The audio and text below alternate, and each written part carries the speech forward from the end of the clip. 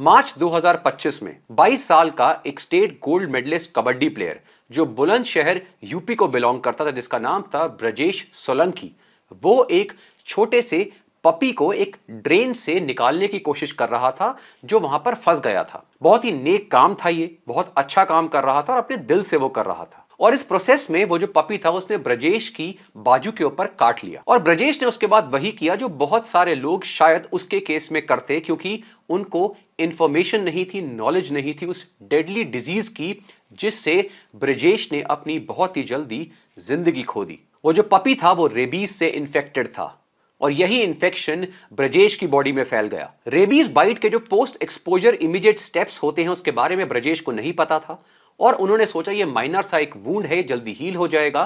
लेकिन जब तक सिम्टम्स डेवलप हुए तब तक बहुत देर हो चुकी थी और कुछ ही समय के बाद इस अमेजिंग अपकमिंग प्लेयर की डेथ हो गई। भगवान उनकी आत्मा को शांति दे। लेकिन अब मैं आपको कुछ ऐसे जाहिल और नमूने दिखाता हूं जो इस देश में ऐसे डेडली डिजीज का मजाक बना के रखते हैं। आइए देखते हैं। कुत्ते ने काटा, उनको इंजेक्शन लगे, उसके बाद उनकी तबीयत खराब हुई। तो भैया मैं तो बोलता हूँ कुत्ते ने काटा, इंजेक्शन क्यों लगवाए? तो कहते करूँ क्या, मैं कुत्ते को काट लेते। अब ये भी कोई तरीका तो नहीं है, मैं ये भी बोल सकता था, लेकिन कुत्ते ने काटा तो करना क्या चाहिए? बेसिकली करना ये चाहिए था 3 दिन खाना नहीं खाना चाहिए था, तो वैक्सीन की जरूरत ही नहीं थी। और अभी आपने एक व्हाट्सएप यूनिवर्सिटी ग्रेजुएट को सुना। मुझे समझ नहीं आता कि हमारा देश ऐसे लोगों को अलाउ कैसे करता है ऐसी स्टेटमेंट्स पब्लिकली पास करने के लिए, क्योंकि ऐसे बहुत सारे लोग हैं जिनको नॉलेज नहीं है इस डेडली डिजीज के बारे में और वो ऐसे लोगों को सुनकर शायद प्रॉपर इलाज लेने की जगह कुछ ऐसी उल्टी सीधी हरकतें करें और अपनी जान से हाथ धो बैठे। आज की डेट में अगर मैं सारे डिजीज को लेता हूं तो one of the most deadly viral diseases जो है उनमें से एक है रेबीज। ये एक ऐसा वायरल डिजीज है जो आपके सेंट्रल नर्वस सिस्टम को डायरेक्टली अफेक्ट करता है। ये बहुत सारे मैमल्स को इंक्लूडिंग ह्यूमंस को अफेक्ट करता है और अगर इसके सिम्टम्स को कंट्रोल ना करा जाए तो ये ऑलमोस्ट ऑल दी केसेस में डेडली होता है। इसकी मोर्टेलिटी रेट वर्चुअली 100% है, यानी अगर सिम्टम्स होने से पहले इसको कंट्रोल ना किया जाए तो वर्चुअली 100% केसेस में डेथ होने के चांसेस हैं। जो रेबीज डिजीज है वो रेबीज नाम के एक वायरस से होता है और ये ह्यूमन हिस्ट्री में one of the oldest known disease है। हजारों सालों से दुनिया भर में लोग डरते थे एक पागल जानवर की बाइट से या उसके काटने से, जिससे डेथ हो जाती थी। रेबीज के जो फर्स्ट रिटन रिकॉर्ड्स हैं वो 4000 बीसी में एंशिएंट मेसोपोटामिया में पाए गए हैं। जो वर्ड रेबीज है वो 2 वर्ड का बना है। एक है लैटिन वर्ड रेबेर जिसका मतलब है टू रेज, गुस्सा, पागलपन, और एंशिएंट ग्रीक्स एक वर्ड यूज करते थे लिसा, इसका मतलब होता है फ्रेंजी या मैडनेस, जो इस डिजीज को डिस्क्राइब करता था, जहां से ये टर्म रेबीज निकला। फर्स्ट सेंचुरी एडी में जो फेमस रोमन फिजिशियन थे सेल्सस, उसने बताया कि ये जो पर्टिकुलर डिजीज है यानी रेबीज सलाइवा से फैलता है। Most of the ancient cultures में रेबीज जो है वो एसोसिएट हुआ madness, aggression, foaming of the mouth यानी मुंह में झाग बनना, पानी से डर लगना यानी हाइड्रोफोबिया, और कुछ ऐसे सिम्टम्स जिसने हजारों सालों तक लोगों को इस डिजीज से डरा कर रखा। और इसी वजह से सेंचुरीज तक रेबीज बहुत ही पुअरली अंडरस्टूड डिजीज था, जैसे और भी बहुत सारे वायरल डिजीजेस थे। इसीलिए जो इसकी ट्रीटमेंट भी थी वो भी सुपरस्टिशन पे बेस्ड थी। फॉर एग्जाम्पल, पुराने जमाने में जिस जगह पर कोई एनिमल या स्पेशली डॉग वगैरह काटता था और उसको रेबीज के सिम्टम्स आते थे तो गरम गरम जलती हुई आयरन सलाखों से उस जगह को बर्न कर दिया जाता था, यह सोचकर शायद इससे क्योर हो जाएगा। और ऐसे और भी बड़ी वियर्ड तरीके के जो ट्रीटमेंट्स थी वो दी जाती थी। धीरे धीरे लोगों को पता लगने लगा कि बहुत सारे जानवर हैं जिनसे रेबीज फैलता है, लेकिन मेनली डॉग से ये पर्टिकुलर डिजीज फैलने का खतरा सबसे ज्यादा है। 19th सेंचुरी में जैसे जैसे मेडिसिन एडवांस हुई, माइक्रोबायोलॉजी की जो फील्ड थी वो एडवांस हुई, लोगों को वायरसेस, बैक्टीरिया वगैरह के बारे में पता लगने लगा। और सबसे पहले 1804 में जॉर्ज गॉटफ्रेड जिंके ने यह चीज कंफर्म करी कि रेबीज सलाइवा के थ्रू स्प्रेड होता है, यानी ये एक इंफेक्शियस डिजीज है। लेकिन जो टर्निंग पॉइंट आया वो आया लेट 1800s में, जब famous French scientist Louis pasture ने, जो जर्म थ्योरी और वैक्सीन के पायनियर माने जाते हैं, उन्होंने अपने कोलीग्स के साथ मिलकर रेबीज की वैक्सीन बनाने के ऊपर काम करना शुरू किया। और 6 जुलाई 1885 को लुई पैस्चर और उनकी टीम ने सबसे पहली रेबीज वैक्सीन एक 9 साल के लड़के जिसका नाम था जोसेफ माइस्टर, जिसको एक डॉग ने मल्टीपल टाइम्स काटा था, उसको दी। और उसको सीरीज ऑफ वैक्सीन के इंजेक्शंस दिए गए और मिराक्युलसली वो जो लड़का था वो सरवाइव कर गया। और ये लिटरली एक मिरेकल था मेडिसिन हिस्ट्री में। और ये पहली बार हुआ था कि एक्सपोजर के बाद, वैक्सीन के इंजेक्शन देने के बाद एक इंडिविजुअल इस डेडली डिजीज से बच पाया था। जब आप इन्फेक्शन से एक्सपोज होने के बाद वैक्सीनेशन देते हैं, उसे हम पीईपी के नाम से भी जानते हैं, यानी पोस्ट एक्सपोजर प्रोफिलैक्सिस। और ये रेबीज नहीं, वैक्सीन साइंस में एक टर्निंग पॉइंट हुआ और धीरे धीरे वैक्सीन किस तरह से डिराइव करी जाती हैं, इनमें भी चेंजेस आए। प्लस एनिमल्स के लिए भी वैक्सीन डेवलप करी गई, क्योंकि जिन एनिमल्स को रेबीज का खतरा है उनको भी वैक्सीनेशन दी गई। देखिए, रेबीज का ओरिजिन कहां से हुआ, यह वायरस आया कहां से, इसका पता लगाना बहुत मुश्किल है। लेकिन जब कोई जानवर रेबीज से इन्फेक्टेड होता है और वो दूसरे जानवर को काटता है या स्क्रैच करता है अपने माउथ से, तो सलाइवा के थ्रू जो रेबीज वायरस है वो उस एनिमल की बॉडी में जाता है। जब ये वायरस बॉडी में एंटर होता है, ये इमीडिएटली सिम्टम्स नहीं दिखाता। ये वायरस सेंट्रल नर्वस सिस्टम की तरफ ट्रैवल करता है, स्पेशली स्पाइनल कॉर्ड और ब्रेन की तरफ। और इस प्रोसेस में कुछ दिन भी लग सकते हैं, कुछ हफ्ते भी लग सकते हैं, डिपेंडिंग ऑन वो जो बाइट हुई थी वो बॉडी के किस पोर्शन पे हुई थी, एनिमल की स्पीशीज कौन सी है, कितना अमाउंट ऑफ रेबीज वायरस जो है वो सलाइवा से दूसरे एनिमल की बॉडी में एंटर हुआ है, और ऐसे और भी फैक्टर्स होते हैं। लेकिन जैसे ये वायरस ब्रेन और सेंट्रल नर्वस सिस्टम में पहुंचता है, ये बहुत जल्दी रेप्लिकेट होना शुरू होता है और इसके साथ साथ जो रेबीज से एसोसिएटेड सिम्टम्स हैं वो होने शुरू होते हैं। एनिमल्स के अंदर एक्सट्रीम अग्रेसिव बिहेवियर भी देखने को मिलता है और इसके साथ साथ फियरफुल बिहेवियर, को डर लगने लगता है, ऐसे बिहेवियर भी देखने को मिलता है। कुछ एनिमल्स जो हैं वो हाइपर एक्टिव हो जाते हैं, अटैक करने लगते हैं, अग्रेसिव हो जाते हैं और बहुत ज्यादा भौंकने लगते हैं। ऑन दी अदर हैंड कुछ एनिमल्स पे उल्टा भी इफेक्ट होता है, वो बिल्कुल काम हो जाते हैं, लेथार्जिक हो जाते हैं, लिटरली पैरालाइज हो जाते हैं।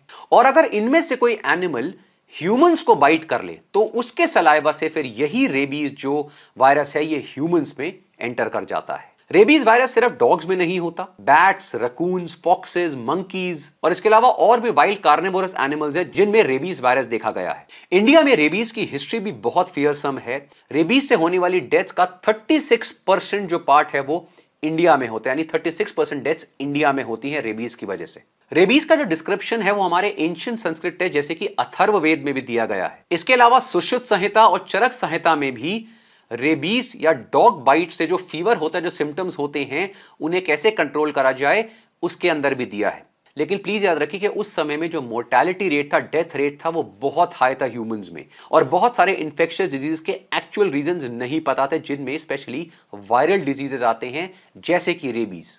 ब्रिटिश कॉलोनियल पीरियड के अंदर इंडिया में रेबीज एक पब्लिक हेल्थ थ्रेट बन गया, स्पेशली कलकत्ता, बॉम्बे और मेड्रास में, जहां पे जो स्ट्रे डॉग्स थे उनकी पॉपुलेशन बहुत हाई थी। 1800s में सबसे पहले इंडिया में जो रेबीज की डेथ्स थी उनको डॉक्यूमेंट करना शुरू किया गया और पता लगा कि हंड्रेड्स ऑफ चिल्ड्रन जो हैं वो रेबीज से मर रहे हैं हर साल। जब लुई पास्चर ने रेबीज की वैक्सीनेशन डेवलप करी, तब ये वैक्सीनेशन पूरी वर्ल्ड में फैलाई गई और ये इंडिया में भी पहुंची। इंडिया की बहुत सारी सिटीज जैसे कि कोलकाता, कसौली, पुणे, मुंबई, चेन्नई, इन सब जगह पे पास्चर इंस्टीट्यूट्स को एस्टैब्लिश करा गया और यहाँ पे हंड्रेड्स ऑफ रेबीज पेशेंट्स को वैक्सीनेशन दी गई, जिससे डेथ रेट बहुत ज्यादा कंट्रोल में आया। और मिड 1900s तक ये चीज एस्टैब्लिश हो चुकी थी कि रेबीज को प्रॉपर वैक्सीनेशन के थ्रू कंट्रोल किया जा सकता है, और इसी के चलते हमारी कंट्री में बहुत सारी जगह पे सिस्टमैटिक वैक्सीनेशन प्रोग्राम्स चलाए गए। रेबीज और ऐसे और भी डिजीजेस हैं जिनके बारे में इंफॉर्मेशन और नॉलेज स्प्रेड करी गई, जिससे रेबीज बाइट से होने वाली जो डेथ्स थी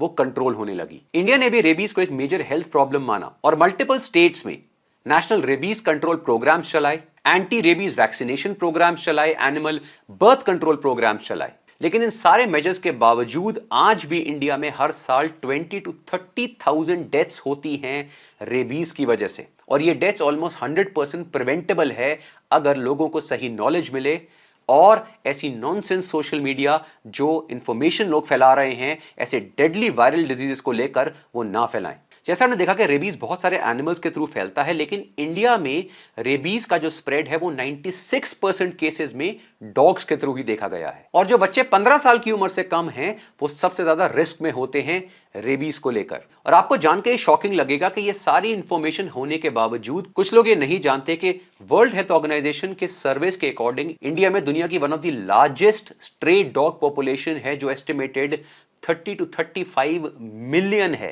यानी 3 से 3.5 करोड़ स्ट्रे डॉग्स आपको इंडिया में मिलेंगे। और ये तो सिर्फ सर्वे करा गया है, पता नहीं और कितना अननोन नंबर है, हिडन नंबर है जो इसके नीचे है, जो सर्वे में नहीं आ पाया। इंडिया में जनरली आपको 2 तरह के रेबीज मिलेंगे। एक होता है अर्बन रेबीज जो डॉग्स के थ्रू फैलता है, ये इंडिया में सबसे कॉमन फॉर्म ऑफ रेबीज है और जनरली जो डोमेस्टिकेटेड डॉग्स और स्ट्रे डॉग्स दोनों हैं उनसे फैलता है। दूसरा होता है सलाइवेटिक या वाइल्ड रेबीज।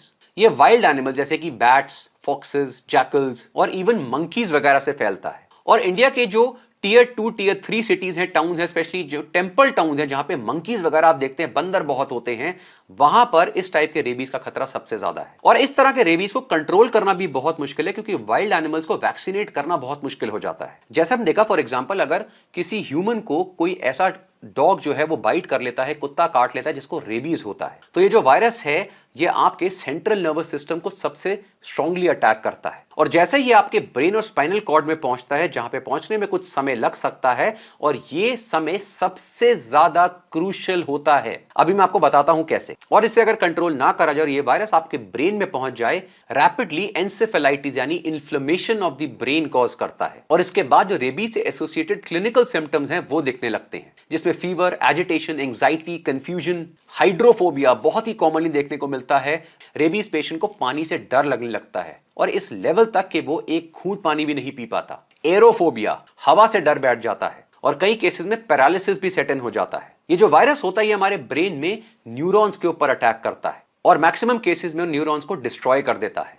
और उसके बाद ये हमारी नर्व्स के थ्रू हमारी बॉडी में बाकी ऑर्गन्स में स्प्रेड होने लगता है।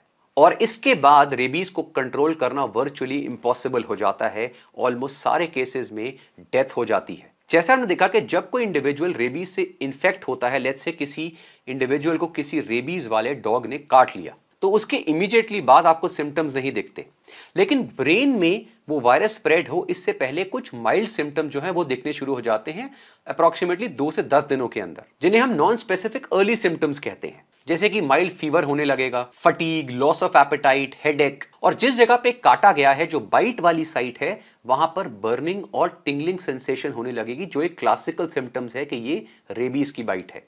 और मैक्सिमम केसेस में जो रेबीज से डेथ होती है वो रेस्पिरेटरी फेलियर की वजह से होती है, क्योंकि जो वायरस होता है ये जो ब्रेन स्टेम आपकी ब्रीदिंग को कंट्रोल करती है उसको अफेक्ट करता है।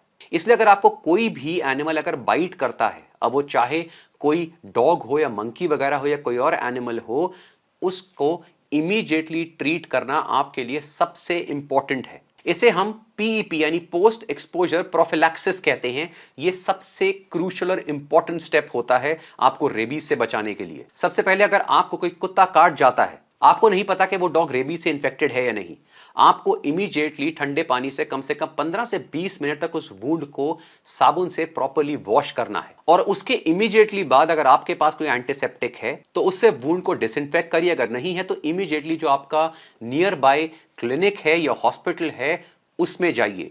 आपके लिए हर एक सेकंड क्रूशियल है। स्टडी में दिखाया गया है कि सिर्फ इन बेसिक स्टेप से ही जो वायरल लोड होता है रेबीज का वो काफी कम हो जाता है। ऑफ कोर्स इसके बाद आपके जो डॉक्टर्स हैं वो आपके ऊपर कुछ टेस्ट करेंगे। इसमें डिफरेंट तरह के टेस्ट होते हैं, वो आपके डॉक्टर्स ही आपको रिकमेंड करेंगे। और in almost all the cases doctors आपको रेबीज की वैक्सीन एडमिनिस्टर करेंगे। रेबीज वैक्सीन अगर सही टाइम पे एडमिनिस्टर करी जाए तो बहुत इफेक्टिव होती है। अगर किसी इंडिविजुअल को बहुत डीप वुंड हुए हैं, मल्टीपल बाइट्स हुई हैं, या किसी डॉग ने या एनिमल ने उनको गले पर काट लिया है, हेड पे काट लिया है, तो ये कैटेगरी 3 एक्सपोजर कहलाता है। और इस केस में वो वैक्सीन के साथ साथ रेबीज इम्यूनोग्लोबुलिन्स जो है उनको भी एडमिनिस्टर करते हैं। अब ये सब सारे स्टेप्स हैं, ये आपके डॉक्टर के अंडर आते हैं और उनको पता है, दे आर वेल क्वालिफाइड कि किस इंडिविजुअल को किस तरह से टेस्ट करना है और उनको स्टेप बाय स्टेप कौन सी वैक्सीन और कौन से इम्यूनोग्लोबुलिन्स किस केस में देने हैं। इंडिया के अलावा चाइना, फिलीपींस, पाकिस्तान और बहुत सारे अफ्रीकन नेशंस हैं जहां पर रेबीज से होने वाली डेथ सबसे ज्यादा है। और यहां पे भी रीजंस वही हैं जो इंडिया में देखने को मिलते हैं, यानी poor dog vaccination, huge amount of stray dog population, लोगों को रेबीज की राइट नॉलेज ना होना, प्रॉपर पीईपी का सही समय पर एडमिनिस्टर ना करा जाना। और जिन जगहों पर ये सारी चीजें कंट्रोल में हैं, जैसे यूएस, यूके, यूरोप, जापान वगैरह, वहां पर मास प्रोग्राम्स गवर्नमेंट के थ्रू चलाए गए हैं जिनके थ्रू रेबीज को बहुत स्ट्रांगली कंट्रोल करा गया है। हमारी कंट्री में भी स्ट्रे डॉग्स को कंट्रोल करने के लिए बहुत सारे प्रोग्राम डिफरेंट स्टेट्स में चलाए गए हैं। कई स्टेट्स में ये प्रोग्राम बहुत इफेक्टिव भी साबित हुए हैं, लेकिन अभी भी बहुत सारा काम करने की जरूरत है। स्ट्रे डॉग्स की पॉपुलेशन को कंट्रोल करना, उनको स्टेरिलाइज करना, उनको रेबीज की वैक्सीन देना बहुत ज्यादा क्रूशियल है। ऑल्सो प्लीज अंडरस्टैंड कि कोई भी आयुर्वेदिक रेमेडी, किसी भी तरह के हर्ब्स, टर्मरिक, नीम या कोई चिली या किसी और चीज के थ्रू रेबीज का क्योर नहीं होता। और ये चीज सारे वायरल इंफेक्शंस के केस में ट्रू है। वायरसेस को आप इस तरह से ट्रीट नहीं कर सकते, उनको सिर्फ और सिर्फ वैक्सीन से ट्रीट किया जाता है। WHO और Indian council of medical research दोनों के दोनों ये चीज क्लियरली स्टेट करते हैं कि रेबीज को प्रिवेंट करने का the only proven method is vaccination. Rabies की जो वैक्सीनेशन है, जब वो आपको दी जाती है तो अप्रोक्सीमेटली 4 से 5 वैक्सीन डोजेस दी जाती हैं 2 से 4 हफ्ते के पीरियड में। और वो वेरी कर सकता है डिपेंडिंग ऑन कि डॉक्टर आपको किस तरह ट्रीट करता है और बाकी सिम्टम्स कैसे हैं और टेस्ट में क्या आया है। लेकिन किसी इंडिविजुअल को ये नहीं पता कि जिस एनिमल ने उसको काटा है क्या उसको रेबीज है कि नहीं। आपका काम होना चाहिए इमीडिएटली जो स्टेप्स मैंने आपको बताए थे वो फॉलो करना और अपने नियरेस्ट डॉक्टर के पास रिपोर्ट करना। आई होप रेबीज के बारे में जो बेसिक इंफॉर्मेशन थी वो आपको मिल गई होगी। और ऐसे और भी अमेजिंग वीडियोस के लिए देखते रहिए वी आर स्टॉपिड।